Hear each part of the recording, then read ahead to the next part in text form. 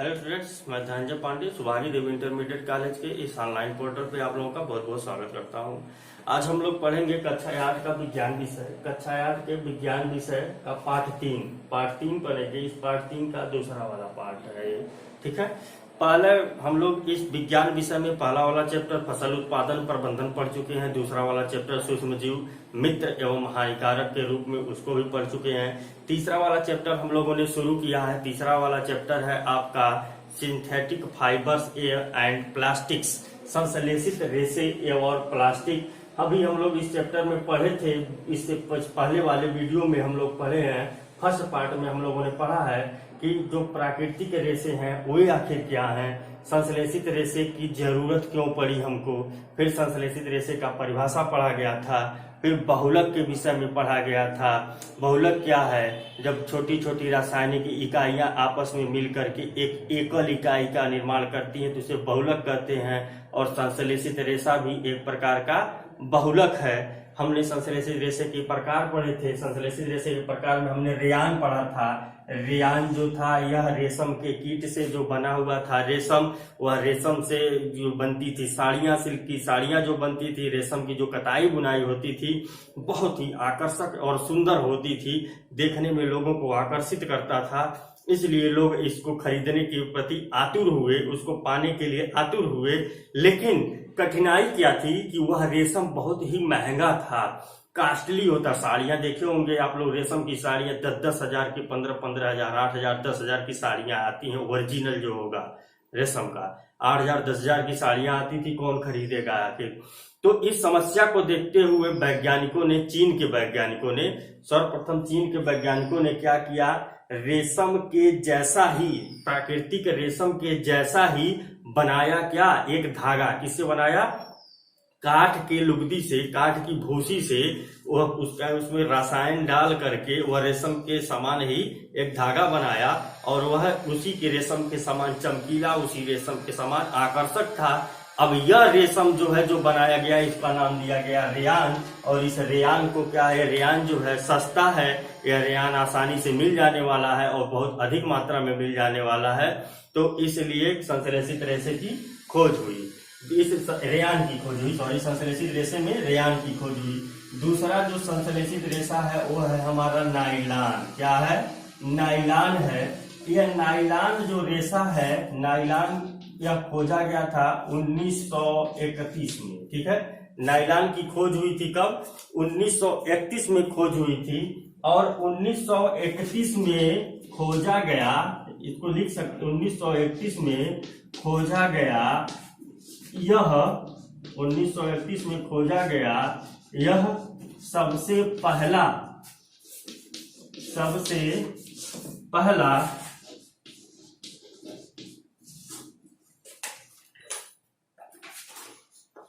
संश्लेषित रेशा था। सबसे पहला संश्लेषित रेशा था जो बिना किसी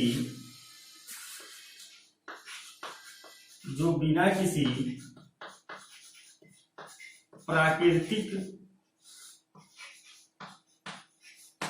कच्चे माल के उपयोग से बना था।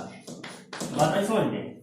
प्राकृतिक रेशा तो हमने अलग देखा, लेकिन अब प्राकृतिक रेशा किससे? भेड़ से प्राप्त हुआ, बकरियों से प्राप्त हुआ प्राकृतिक रेशा हमें। और लेकिन जो प्राकृतिक कपास से प्राप्त हुआ, कुछ कपास से प्राप्त हुआ, भेड़ से प्राप्त हुआ, और क्या है, बकरियों से प्राप्त हुआ।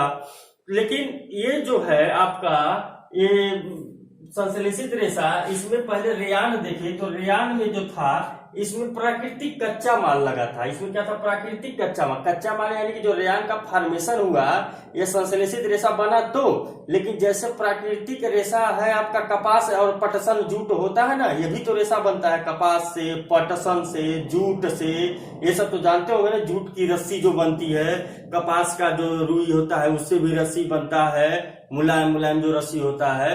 तो वो प्राकृतिक है तो पौधों से प्राप्त होता है ना। कच्चा माल कहाँ से प्राप्त? रस्सी तो मान लो कोई बना रहा है, लेकिन उसका कच्चा माल कहाँ से प्राप्त हुआ है आपका?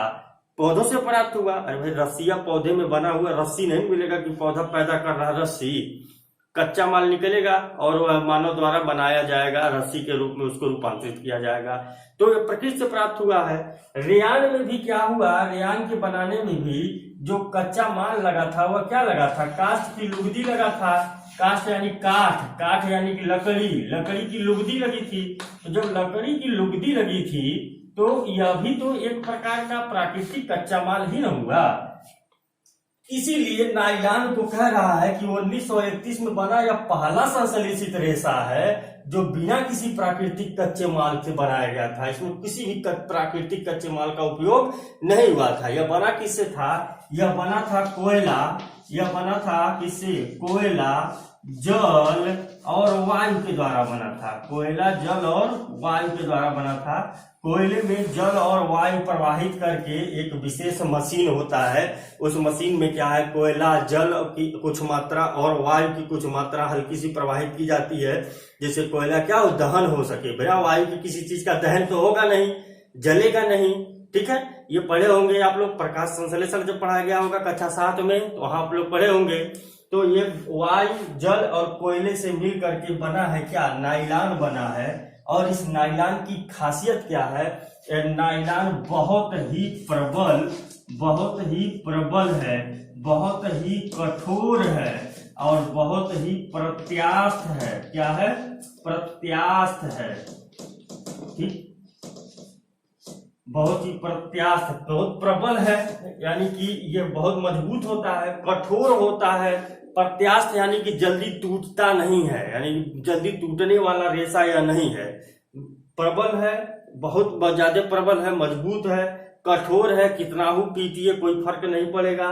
प्रत्यास्थ है यानी कि जल्दी टूटेगा नहीं यह। ठीक है, तो यह रेशा क्या है, बहुत ही इतनी कठोर और इतनी प्रत्यास्था होने के नाते इसका जो उपयोग है, इस नायलॉन का, रेयान को मिटाते हैं हम, रेयान को मिटाते हैं।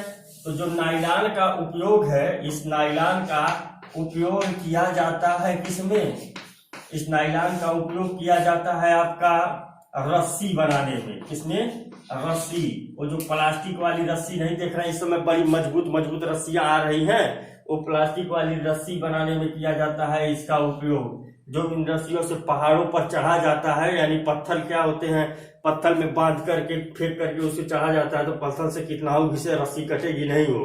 इस रस्सी का निर्माण किया जाता है। पैराशूट का निर्माण किया जाता है, पैराशूट का निर्माण किया जाता है। पैराशूट क्या होता है कि जो हवाई जहाज में, हेलीकॉप्टर में लोग उड़ते हैं तो नहीं देखते, उसमें से कूदते हैं सब तो खुल जाता है बैलून की तरह, गुब्बारे की तरह, और वो सब ऐसे आसमान में उड़ते रहते हैं। उस पैराशूट का निर्माण भी किसके द्वारा होता है, नायलॉन के द्वारा ही होता है। ठीक है, और जो ब्रश किया जाता है, टूथ ब्रश किया जाता है, वो टूथ ब्रश करने वाला ब्रश भी बनता है, टूथ ब्रश वाला ब्रश भी बनता है किससे, नायलॉन से ही बनता है टूथ ब्रश वाला ब्रश। कार की सीट का पट्टा, कार की सीट का पट्टा मतलब कार के सीट का पट्टा, यह भी नायलॉन से बनता है। यानी कार के सीट का पट्टा मतलब कार का सीट होता है ना, फोम नीचे होता है, फोम वही वो सीट हो गया। अब फोम के ऊपर एक कवर नहीं लगा रहता है, कवर लगा, कवर न रहे तो फोम तो फट नहीं जाएगा।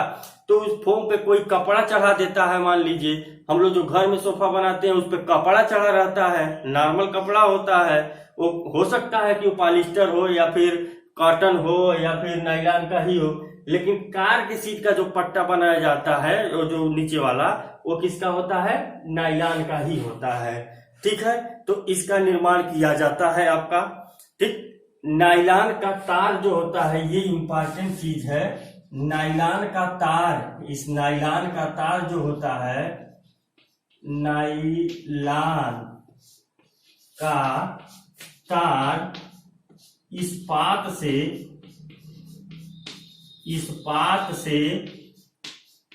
भी मजबूत होता है। लिख लीजिएगा ये सारी चीजें। नायलॉन का तार इस्पात से भी मजबूत होता है। इस्पात जानते हैं ना, लोहे का मिश्र धातु है इस्पात, तो इस्पात से भी मजबूत होता है नायलॉन का तार। नायलॉन का तार इस्पात से मजबूत होता है, इतना ज्यादा मजबूत है। ठीक, तो ये सारी चीज इसका उपयोग है। नायलॉन किससे बना है? 1931 में बना है।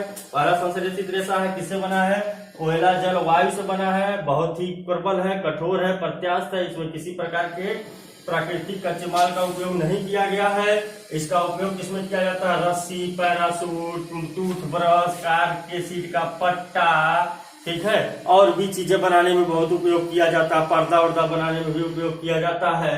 यह बहुत ही कठोर है, इतना कठोर, इतना प्रत्यास्थ है कि यह इस्पात से भी मजबूत होता है। इसका तार जो होता है वह इस्पात से भी मजबूत होता है। ठीक, अब नेक्स्ट है आपका, नेक्स्ट है पॉलिस्टर हो गया ये। अब नेक्स्ट है आपका क्या, सॉरी ये नायलॉन हो गया। नायलॉन के बाद क्या है? तीसरा वाला संश्लेषित रेशा। संश्लेषित रेशों के प्रकार हम लोग पढ़ रहे हैं।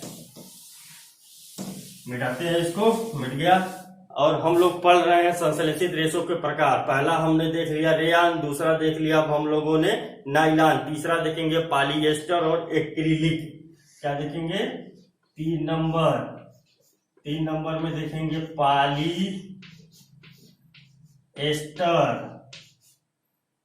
पॉलिएस्टर देखेंगे और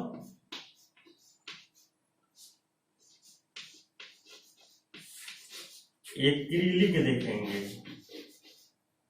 पॉलिएस्टर और एक्रिलिक, देखिए पॉलिएस्टर और एक्रिलिक क्या होता है। पॉलिएस्टर जो है यह भी एक प्रकार का संश्लेषित रेशा है। पॉलिएस्टर यह भी एक प्रकार का संश्लेषित रेशा है। इसका उपयोग जो है बहुत ज्यादा वस्त्र उद्योग में किया गया। किसमें किया गया? वस्त्र उद्योग में इसका उपयोग बहुत ज्यादा हुआ है। पॉलिएस्टर का उपयोग वस्त्र उद्योग में बहुत ज्यादा हुआ है।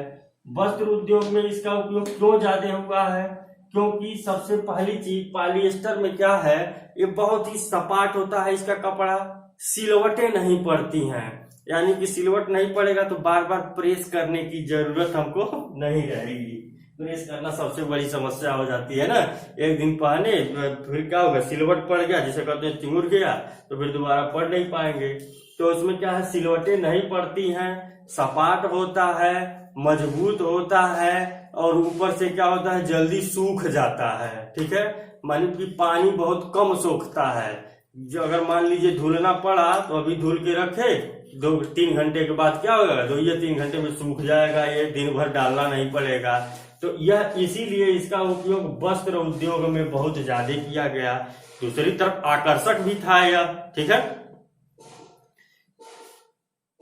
तो ये समझ गए कि पॉलिएस्टर क्या है। पॉलिएस्टर वस्त्र उद्योग में ज्यादा उपयोग किया गया। यह भी एक प्रकार का संश्लेषित रेशा है। इसमें सिलवटें नहीं पड़ती हैं, आकर्षक होता है।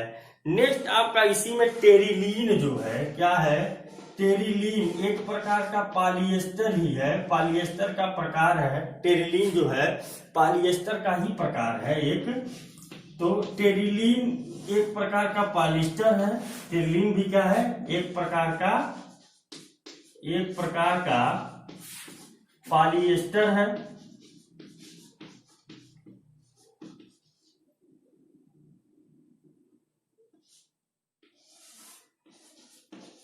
टेरिलीन भी एक प्रकार का क्या है, पॉलिएस्टर है।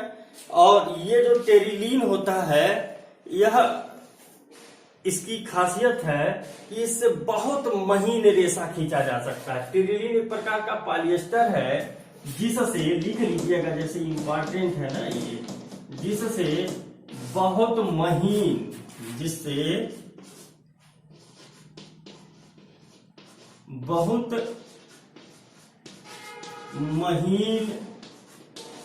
बहुत महीन, बहुत पतले, जो भी लिख सकते हैं, बहुत पतले रेशे, बहुत महीन रेशे खींचे जा सकते हैं। बहुत महीन, बहुत पतले रेशे खींचे जा सकते हैं। ठीक है, तो टेरिलीन भी एक प्रकार का पॉलिएस्टर ही है, लेकिन इसकी खासियत क्या है, इससे बहुत महीन, बहुत पतले रेशे खींचे जा सकते हैं। एकदम पतला से पतला रेशा खींचा जा सकता है। ठीक है, इसकी खासियत होती है। ठीक, और दूसरा एक प्रकार का और पॉलिएस्टर होता है, ये मिटा देते हैं, इतना नोट कर लीजिएगा, मिटा देते हैं आपको। इसमें क्या है, एक प्रकार का और पॉलिएस्टर है, क्या, पेट, पॉलीएथिलीन क्या है? पेट। इसका पूरा नाम है, आपका पेट का नाम है, हिंदी में लिख देते हैं, अंग्रेजी में लिख देते हैं पहले, पॉली एथिलीन। इसका नाम पाली, पाली मतलब बहुत, एथिलीन टर्थेलेट। क्या है? Poly ethylene terephthalate. ठीक, हिंदी में लिख लेंगे इसको, पॉली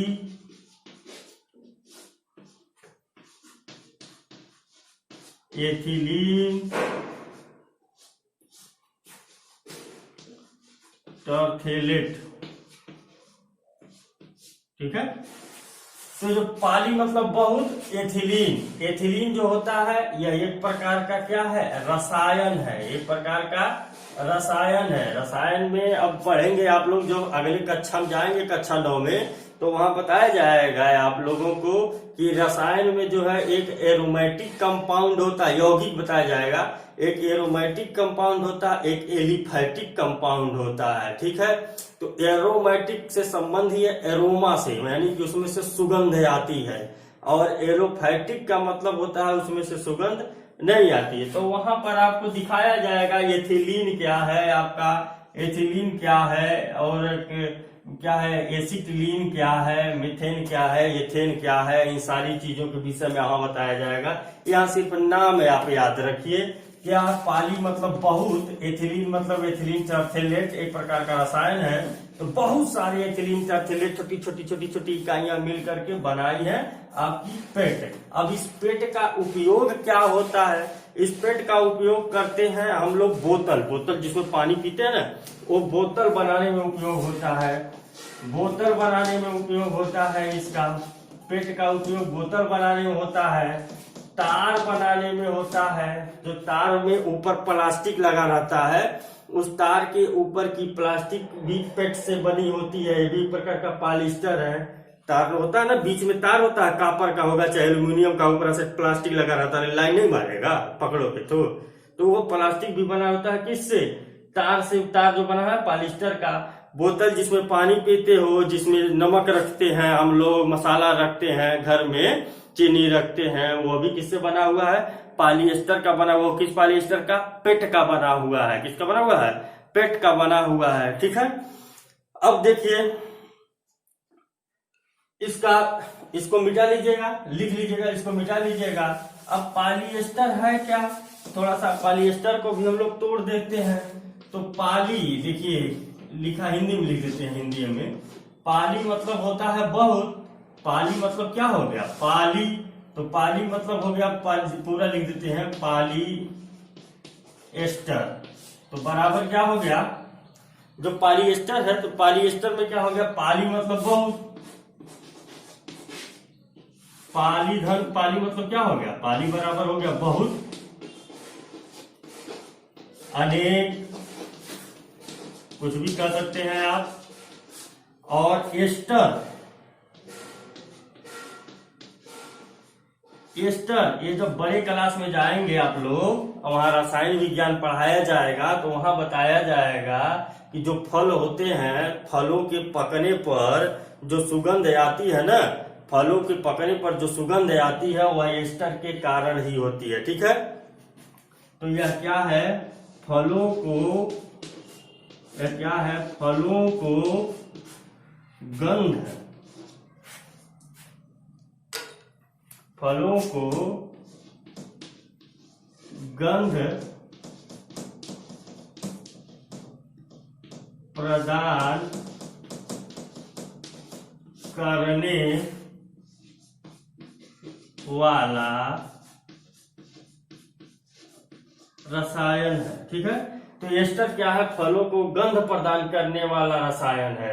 तो पॉलिएस्टर कह रहे हैं हम लोग। पॉलिएस्टर एक प्रकार का संश्लेषित रेशा है। ठीक है, तो पॉलिएस्टर जो एक प्रकार का संश्लेषित रेशा है, तो इसको अगर तोड़ेंगे तो पाली मतलब बहुत, एस्टर फलों को गंध प्रदान करने वाला रसायन।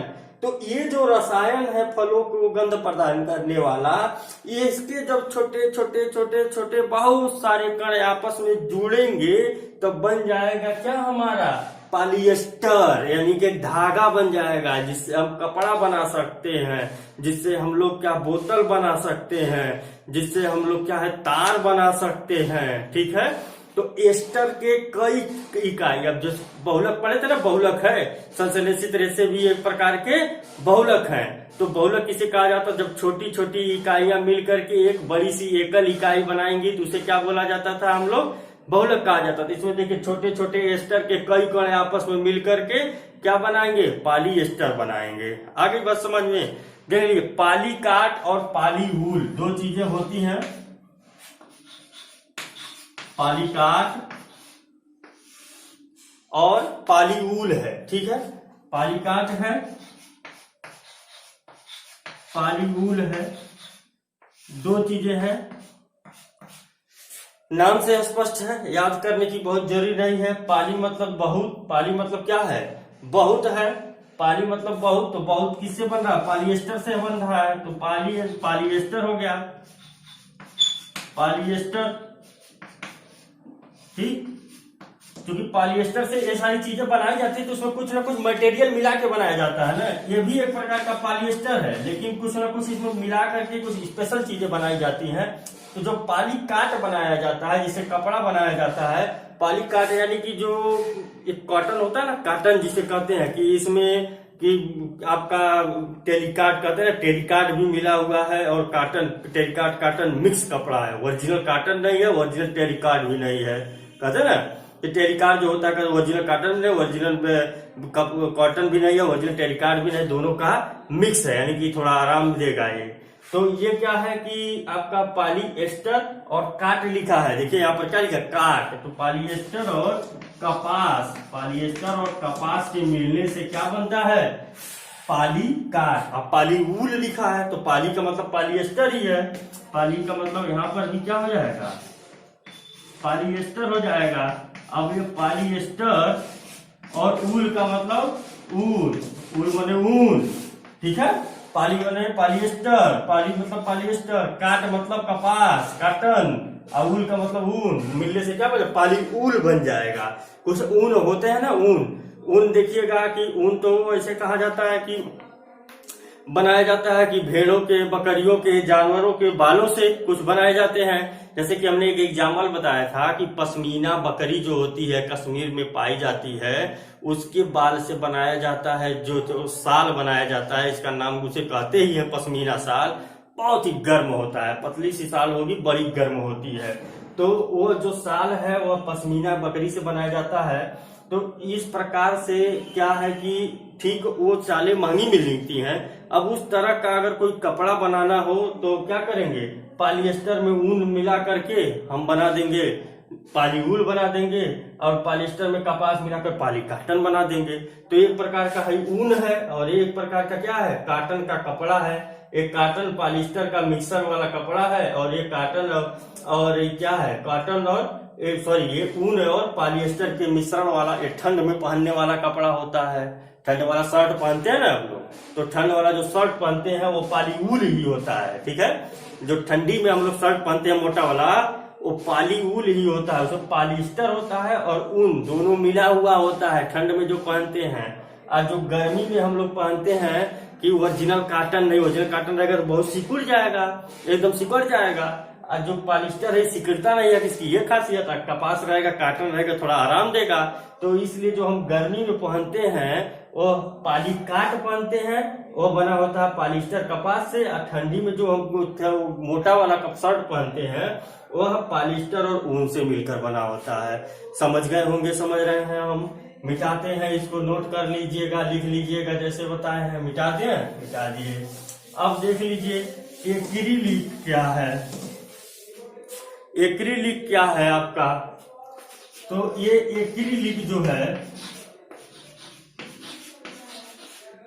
अब अभी आपको बताया है हम कि आपने देखा कि प्राकृतिक ऊन जो बनाया जाता है वह भेड़ों के, बकरियों के, जानवरों के जो बाल होते हैं उनसे बनाया जाता है। उसको हम लोग क्या है कि फिर कंपनी में ले जाकर, फैक्ट्री में ले जा करके कई चरणों से गुजार करके ऊन बनाते हैं।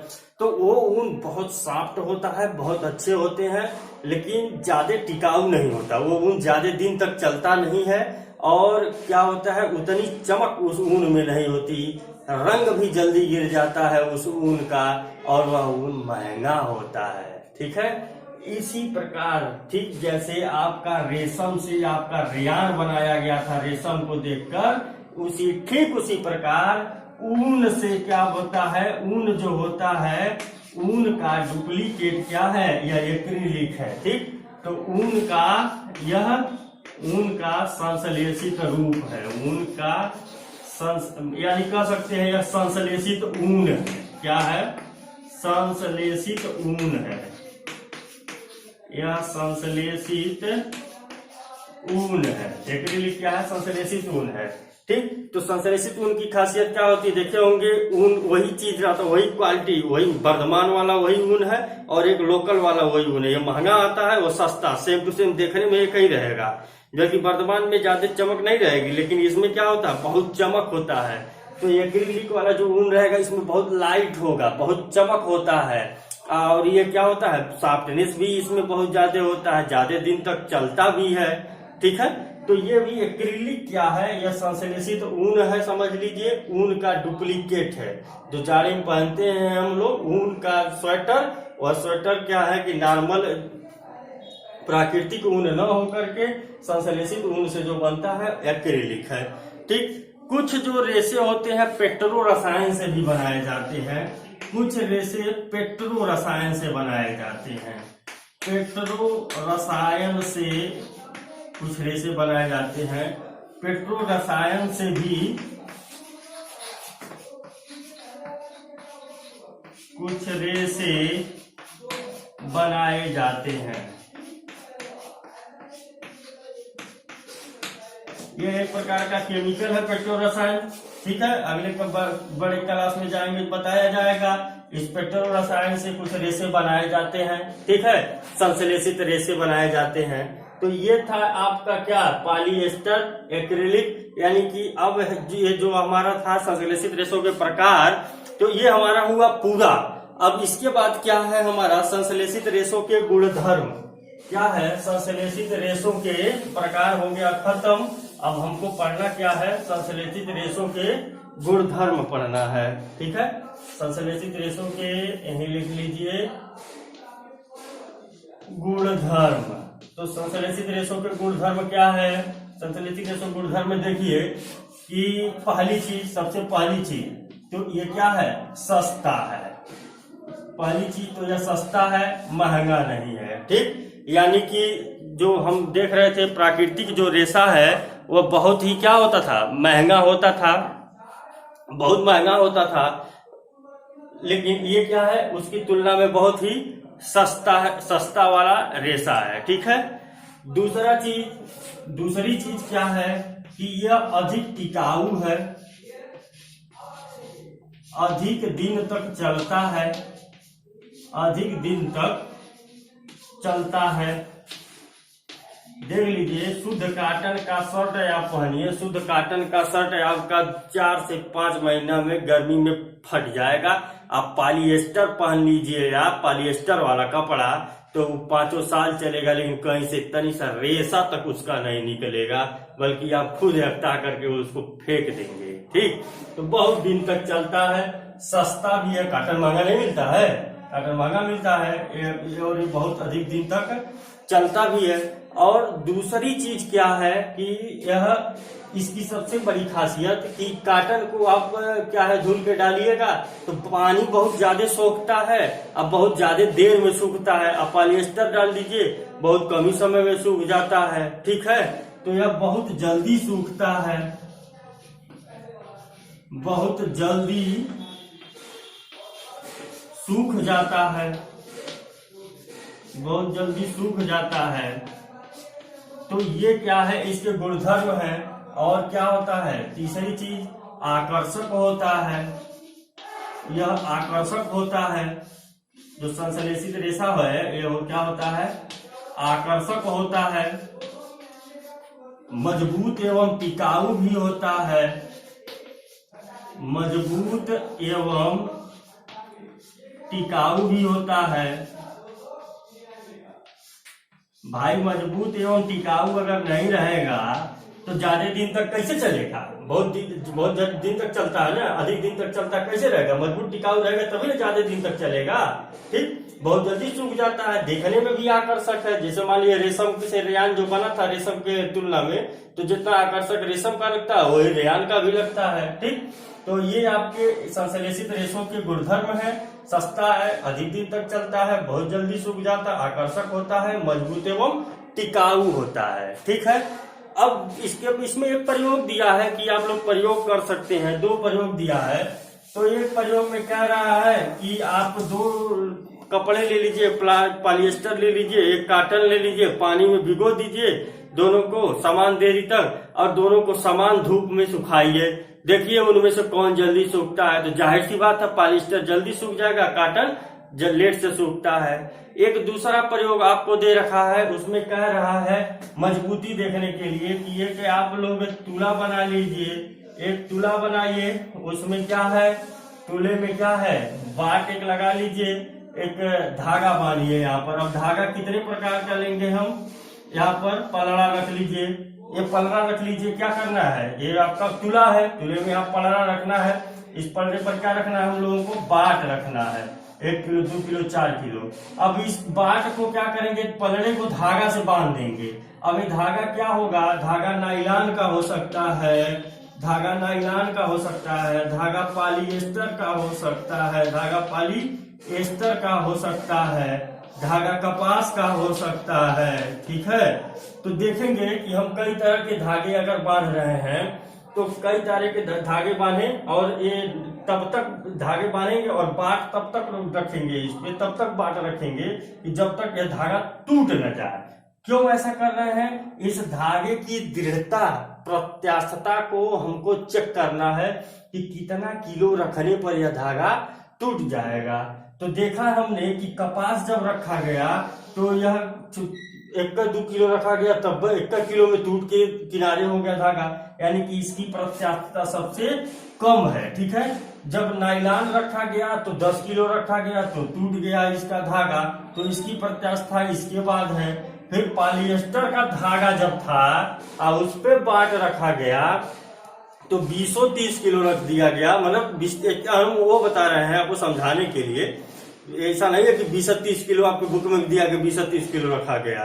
ठीक है, तो बहुत ज्यादा वजन रख गया तब भी यह पॉलिएस्टर का धागा टूटा नहीं, यानी कि बहुत ज्यादा वजन रखने पर टूटा नहीं, लेकिन उससे और अधिक वजन बढ़ाया गया रहता तो यह धागा टूट जाता। ठीक है, तो समान वजन रखने पर क्या पर सबसे कम समय में कपास टूट गया। उसके बाद नायलॉन पॉलिएस्टर ज्यादा देर तक चला, अर्थात यह सिद्ध करता है कि पॉलिएस्टर की प्रत्यास्थता बहुत अधिक है। ठीक, तो ये रहा हमारा संश्लेषित रेशा और इसका पार्ट हुआ खत्म। और हम लोग अगले पार्ट में पढ़ेंगे, 3rd वाले पार्ट में हम लोग पढ़ेंगे प्लास्टिक, कि प्लास्टिक क्या चीज है। ठीक है, तब तक आप वीडियो देखते रहें और जो भी दिक्कत हो अपने व्हाट्सएप ग्रुप में पूछ लीजिएगा। धन्यवाद।